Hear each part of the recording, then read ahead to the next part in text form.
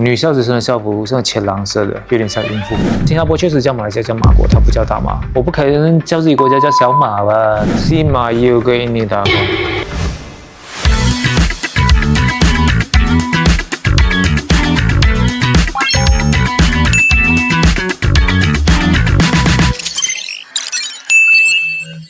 问一下，马来西亚的中学生的校服，女校子穿的校服是那浅蓝色的，有点像孕妇。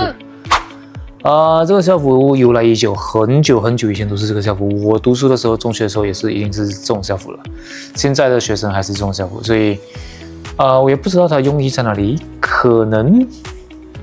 是防透湿瓜，就是它，因为你里面穿的是白色，等下下雨啊之类是可能，我也不是很确定是不是这个原因啊，具体怎样的？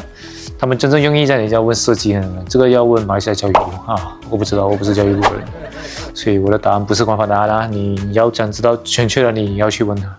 相信在座各位都搞不懂这个设计，它竟然能够让所有踏入校园的美眉看起来就像披着围裙的大妈。首先，我们将时间拉回到第二次世界大战时期，在1940年代，全球都被战火蹂躏。为了在战争期间将国家战力最大化，当时参战国对于不同性别的工作区分十分清楚，男人主要都在前线打打杀杀，而在后面为男人补血的则是这群白衣天使。此外，为了培养新一代为国家奉献的精神，年轻学子去上课时，男生穿军服，而女生便穿护士服。由于早期的护士制服是臃肿的连衣裙，然而面对二战大量的救援工作时，这些制服明显不符合需求，因此欧洲国家便对护士制服加以瘦身，引入围裙这个便于更换和清洗的关键设计。看到这里，相信观察入微的在座各位都可以看出，这不就是我国那套把正妹变大妈的校服吗？没错，因为我国曾经被英国殖民，200多年来长期对我国进行文化输出，因此成为被殖民小弟的我们便跟随英国老大哥的制度，以军服和护士服作为校服的设计，至今依旧没变。所以现在在座各位美眉身穿这套围裙大妈的校服，其实有着深远的历史渊源啊。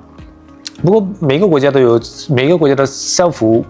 它都有一点特色，好像日本的像过。但是我也好奇的是，中国的校服好像是体育衣是吧？因为我不是很了解，就是我有时候看中国的中学生，好像他们的校服好像每个学校都不一样是吧？我去过中国几次，好像看到那就没办法分辨他是中学生还是小学生啊，所以这也是我想问的，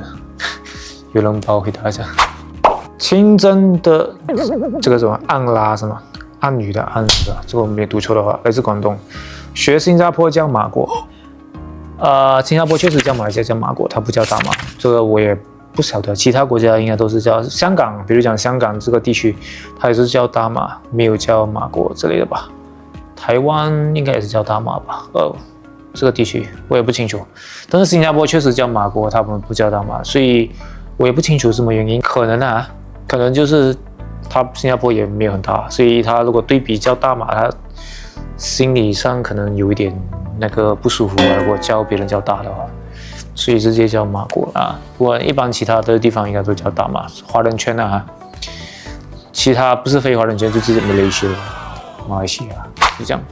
我连说起来可能大马，但是中国现在还有很多人叫马来啊，所以马来，但是好听一点叫大马了，就可能改它，叫大马，因为我之前刚刚做短视频做这种视频的时候，我不是做短视频，做长视频做视频的时候，前面的名字叫做马来尼克斯，我给我改去大马，因为马来西亚人比较习惯叫大马，所以来自湖南的世界吹，这个是各自国家爱自己的国家的方式吧。我们以前也叫做大汉、大清、大明，其他国家比如大韩、大日本、大越的确实就没有一个国家会自称小的吧，都是叫大的吧。我不可能叫自己国家叫小马吧，自然都要叫大马吧，所以这个就是一个尊严嘛，不管它多大都好，一般都小小，它也称大的嘛，正常是这样的，不是说越小的人越爱称大，没有国家会称小的，没有人会把自己国家称作小的，所以这个理解一下。至于它真的大不大，你自己说了算了。如果马来西亚领土面积应该可以排到30多还是40多，我没有记错的话。有30多万平方公里，比日本大一点点了哇，也不小啦。只是如果你跟中国比起来，确实小啦。但是那是因为你中国太大了，你不能拿这个来比嘛。你比一般的国家，我们马来西亚算是不小了，我们还比英国大了，对吧？所以叫大马应该也不过分吧，是吧？原本一个马来半岛跟东马那边合并起来，就有一个 Great 的那个意思了，所以叫大马了吧，对吧？没有可能自己叫马国吧？马国是别人叫的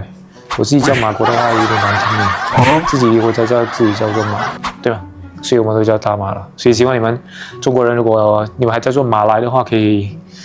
有时间的话可以改去叫大马，这个我们华人比较喜欢的。啊，你叫我马来维，你们叫我马来人，但是我们是华人，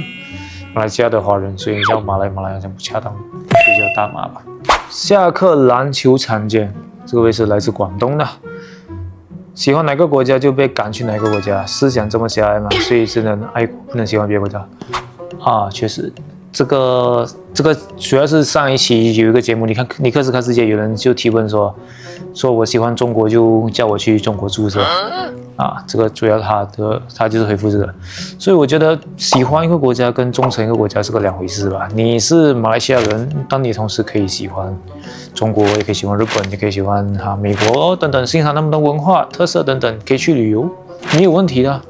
你也可以在那边短期居住啊，或者常住那也是可以啊，如果你有绿卡的话。所以，但是他心里还是属于，他还是忠诚于自己的国家，所以don't think没有问题啊，这个。就是他跟忠诚度跟喜欢一个国家应该是两码事，不能混为一谈。所以喜欢一个国家跟必须要去那个住没有，这个不成立吧 ？No。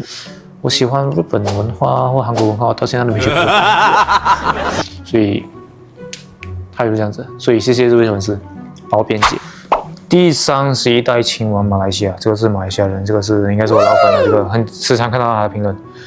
西马也有跟印尼打过，西马也是有，主要集中在柔佛靠近新加坡那一带吧，因为印尼同时间像马来西亚、新加坡，所以柔佛州那边就是南马，应该在南马那边也是有的，所以不是，但是最大的冲突是在东马那边，因为东马那时候决定他要不要跟西马合并，还是跟东马，还是跟印尼。所以主要的冲突点是在那边，所以然后英联邦就是采取与其防守，他主动进攻，他直接攻入印尼的领土了吧？那时候，这个视频我之前有做过，我刚开始做视频的时候，我有做过一个视频，叫做印尼要吞并马来西亚，我大概20分钟长，你看完那个，你基本上就知道当年发生什么事，每一个细节我都会列出来。我在各大平台都有上，如果你还没有看的话，可以去我频道找，你关键词应该叫做印尼入侵马来西亚，在新加坡，这个视频都有在的，你可以去看看。看完你就知道当年的细节是英联邦怎样帮我们防御、帮我们进攻等等。印尼早在第一任总统苏加诺时代就提出了大印尼主义，企图收复所有失去的领土。也因此，在1963年马来西亚成立之际，与马来西亚、新加坡爆发了武装冲突。在马来西亚和新加坡军队不敌印尼军队的进攻，危难之际，英联邦果断出手了，派出重兵反击，这才救下新生的马来西亚联邦。关于这段历史，我之前有做过一期视频，如果你还没看到的话，请按上面的链接去看呗，或等下来频道找也行。